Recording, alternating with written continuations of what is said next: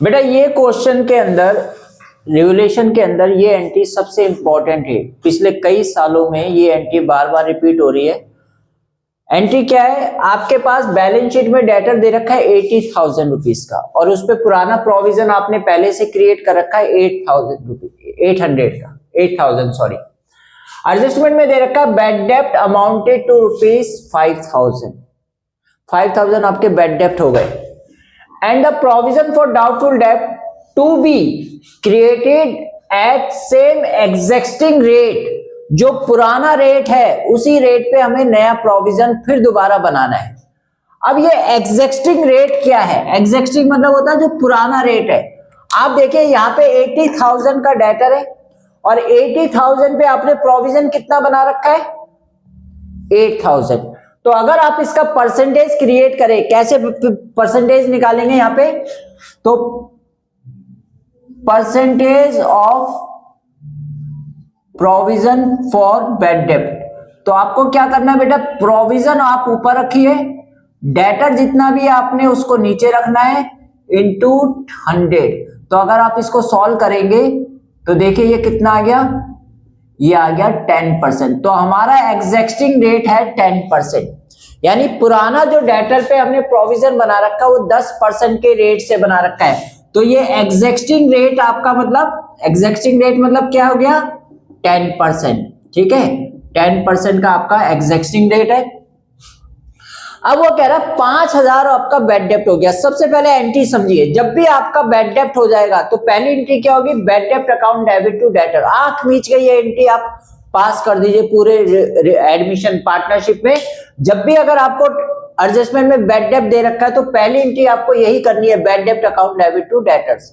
Bad डेप्ट हमारा loss है, लॉस होने से हमारा डेटर क्या हो जाएगा? रिड्यूस हो जाएगा। तो बैड डेप्ट account debit to debtor, debtor reduce हो रहा है, दैट मींस क्रेडिट हो रहा है। कितने का? 5,000। दूसरी बात आपने ये चेक करना है कि आपने पहले से कोई प्रोविजन क्रिएट कर रखा है। तो आप देखिए यहाँ पे कितना प्रोविजन है? 8,000 का। 8,000 के प्रोविजन से क्या हम इस 5,000 को राइट ऑफ कर सकते हैं? बिल्कुल कर सकते हैं। तो आप अपने पुराने वाले प्रोविजन फॉर डाउटफुल डेप्ट से आपने इस बैड डेप्ट को क्या कर दिया? राइट ऑफ कर दिया। सपोज करो ये बैड डेप्ट का प्रोविजन नहीं होता तो ये वाली एंट्री आप पास नहीं करते, लेकिन प्रोविजन है तो आप, कितना प्रोविजन है? 8,000। 8,000 में से 5,000 को राइट ऑफ कर सकते हैं। अभी भी आपके पास कितना बैलेंस रह गया? 3,000 का पुराने प्रोविजन का बैलेंस रह गया आपके पास। अब देखिए वो कह रहा है एग्जिस्टिंग रेट से आपको प्रोविजन बनाना है। अब आप देखिए कि आपका डेटर है कितने का? टोटल डेटर आपका कितने का था? 80,000 का। 80,000 में आपके 5,000 क्या हो गए? बैड डेप्ट हो गए। तो अब आपके डेटर बच गए 75,000। ये आपका डेटर है। अब 75,000 के डेटर पे अगर हम एग्जिस्टिंग रेट यानी 10% का प्रोविजन बनाएंगे तो कितना बनता है? 7,500। 7,500 आपको न्यू प्रोविजन बनाना है। लेकिन आप देखिए आपने इस प्रोविजन से कितना राइट ऑफ कर चुके हैं? 5,000। तो इस प्रोविजन से अगर 5,000 राइट ऑफ कर चुके हैं तो कितना बच गया? 3,000 अभी भी आपका पुराना प्रोविजन बचा हुआ है। और नया प्रोविजन आपका कितना बन रहा है? 7,500। पुराने प्रोविजन से हम इस पूरे को राइट ऑफ नहीं कर सकते, केवल कितना राइट ऑफ हो सकता है? 3,000। तो इसका जो बैलेंस बच गया कितना? 4,500। वो आपके लिए लॉस हो जाएगा। Revolution account debit to provision for doubtful डेप्ट 4,500।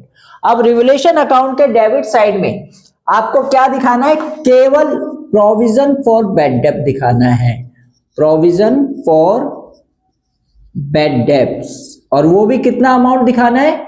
4,500। ठीक है। अगर मान लीजिए सपोज कीजिए ये प्रोविजन आपका नहीं होता तो क्या होता? पहली एंट्री ये होती, बिल्कुल होती। दूसरी एंट्री ये होगी ही नहीं क्योंकि आपके पास प्रोविजन नहीं है। तो आपको इसकी जगह पे फिर क्या एंट्री पास करनी है? Revolution account debit to bad डेप्ट। तो यहाँ पे बैड डेप्ट भी आ जाता है। कितने रुपए आ जाता है? 5,000 का। और जब भी याद रखना बेटा, जब भी डेटर पे प्रोविजन बनाएंगे तो डेटर में से बैड डेप्ट को माइनस करने के बाद ही प्रोविजन क्रिएट किया जाएगा।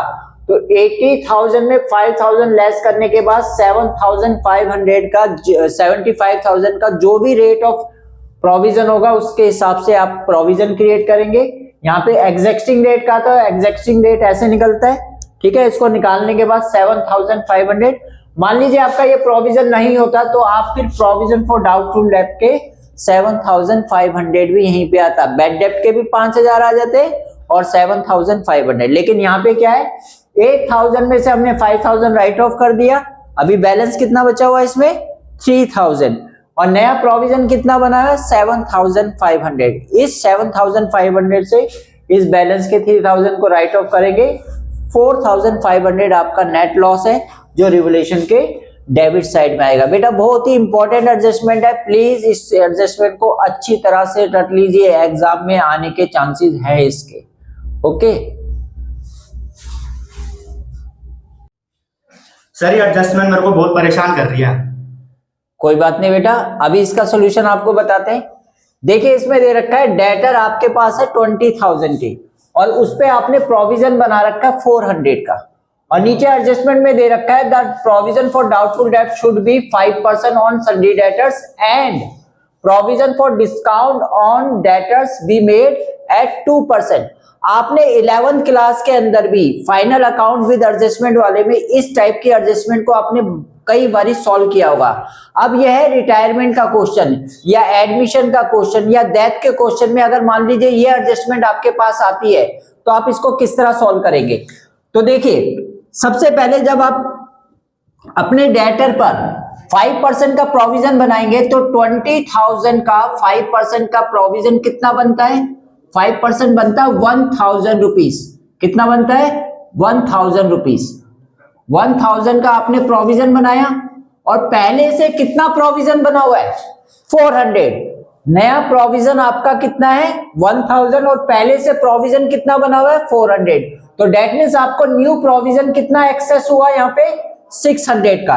तो आप जब रिवोल्यूशन अकाउंट बनाएंगे, आप रिवोल्यूशन अकाउंट जब बनाएंगे तो रिवोल्यूशन अकाउंट के डेबिट साइड में, रिवोल्यूशन अकाउंट के डेबिट साइड में to provision for bad debts ₹600। 600 कैसा है 1000 प्रोविजन बनाना है, पहले से कितना बना हुआ है 400, तो इसका डिफरेंस कितना हो गया 600। अब बात आती है 2% आपको डिस्काउंट भी देना है डेटर्स पर, तो डिस्काउंट किस डेटर पे देंगे 20,000 का 2% नहीं बनाएंगे हम, पहले आप 20,000 में से 1000 जो प्रोविजन है उसको माइनस करेंगे, 19,000 रुपए का 2% डिस्काउंट बनता है 380। तो आप यहां लिखेंगे to provision for discount on debtors. तो ये दोनों के दोनों आपके रिवोल्यूशन के डेबिट साइड में आएंगे और रिवोल्यूशन के डेबिट साइड में प्रोविजन फॉर डाउटफुल डेब्ट कितना आएगा 600। फिर दोबारा समझिए 20,000 का 5% बनता है 1000, पहले से आपने 400 बना रखा है, 1000 में 400 लेस करेंगे तो कितना आपका नया प्रोविजन बना है, एक्सेस जो आपका लॉस हो रहा है वो 600 का है। और अब बात आती है डिस्काउंट की, तो डिस्काउंट किस पे देंगे, आपके इस डेटर में 1000 का प्रोविजन है तो 1000 लेस करने के बाद आपका डेटर बच गया 19,000। 19,000 का कितना 2% निकालेंगे 380 रुपए, ये भी आपका रिवोल्यूशन के डेबिट साइड में आ जाएगा to provision for discount on debtor. और बैलेंस शीट के अंदर इस डेटर में से हम क्या करेंगे 1000 का प्रोविजन लेस करेंगे और 380 का डिस्काउंट ऑन डेटर, टोटल मिला के आपका डेटर कितना लेस हो जाएगा 20,000 में से 1,380 रुपए लेस होके ये आपकी बैलेंस शीट में आ जाएगा।